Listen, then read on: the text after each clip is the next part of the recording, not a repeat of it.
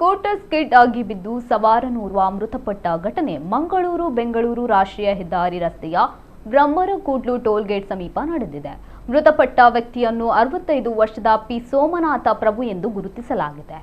ಮಂಗಳೂರು ಕಡೆಯಿಂದ ಬಿಸಿ ರೋಡ್ ಕಡೆಗೆ ಬರುತ್ತಿದ್ದಾಗ ಬ್ರಹ್ಮರಕೂಡ್ಲು ಟೋಲ್ಗೇಟ್ ಸಮೀಪ ಸ್ಕೂಟರ್ ಸ್ಕಿಡ್ ಆಗಿ ಬಿದ್ದಿದೆ. ಪರಿಣಾಮ ತಲೆಗೆ ಗಂಭೀರವಾಗಿ ಗಾಯಗೊಂಡಿದ್ದು ತಕ್ಷಣವೇ ಅವರನ್ನು ತುಂಬೆಯ ಖಾಸಗಿ ಆಸ್ಪತ್ರೆಗೆ ದಾಖಲಿಸಲಾಗಿತ್ತು.